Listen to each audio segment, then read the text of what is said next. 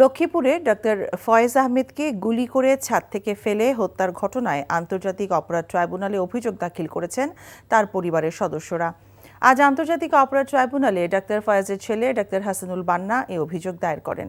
অভিযোগে বলা হয়, 2013 সালের 13ই ডিসেম্বর শুক্রবার দিবাগত রাত 12:30টার দিকে ডক্টর ফয়েজ আহমেদকে তার নিজ বাসার ছাদে নিয়ে আঘাত করে গুলি করে ছাদ থেকে ফেলে দিয়ে হত্যা করা হয়।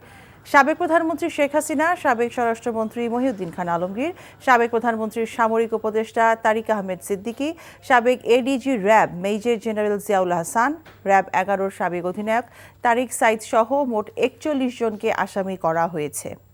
তাদের ক্ষমতা পাকাপোক্ত করার জন্য যে চলমান প্রক্রিয়া ছিল, টার্গেটেড কিলিংগুলো, আমার পিতা একজন ভিকটিম হিসাবে তাকে হত্যা করা হয়েছে। এত বছর পরে আমরা অভিযোগ দাখিল করতে এসেছি, কারণ সেই পরিবেশটা ছিল না।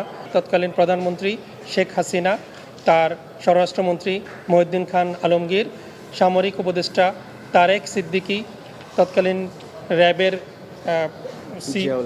ADG major general Ziaul Hasan এবং যার নেতৃত্বে যে টিমটা অভিযানে গিয়েছিল তারেক সাইদ, র্যাব 11 টিমের কমান্ডার, তার মোট 41 জনের বিরুদ্ধে আমরা অভিযোগ দাখিল করেছি।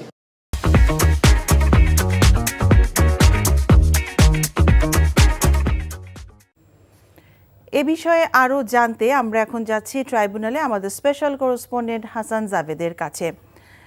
জাভেদ, ট্রাইব্যুনালে যেই দায়ের করা অভিযোগ হয়েছিল সেই বিষয়ে আপনার কাছে আর কি তথ্য আছে?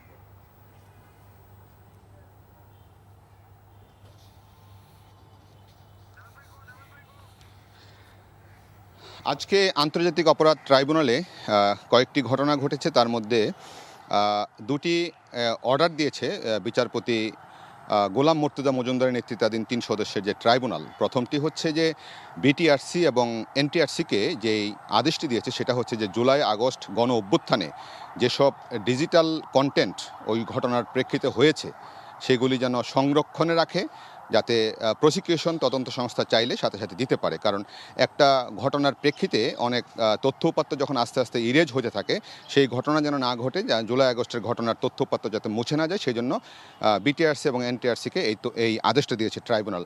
একই সাথে যতগুলি মোবাইল অপারেটর আছে তাদেরকেও একটা নির্দেশনা দিয়েছে।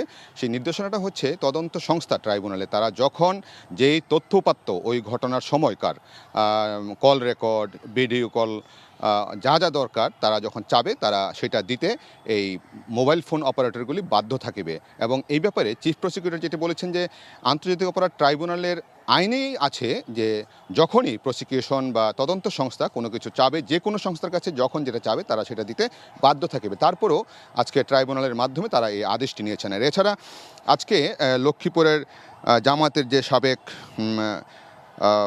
নেতা নায়েবে আমির ডাক্তার ফয়েজ আহমেদ, ওনাকে গুলি করে 2013 সালে যে হত্যা করা হয়েছিল ছাদ থেকে, সেই ঘটনায় তার ছেলে, বড় ছেলে ডাক্তার মান্না বাদী হয়ে আজকে ট্রাইব্যুনালে অভিযোগ করেছেন। সাবেক প্রধানমন্ত্রী শেখ হাসিনা, সাবেক স্বরাষ্ট্রমন্ত্রী সহ 41 জনকে এই অভিযোগে তারা আসামি করেছেন এবং তারা বলেছেন যে সেই সময় মামলা করার বা অভিযোগ দায়ের করার কোনো সুযোগ তাদের ছিল না।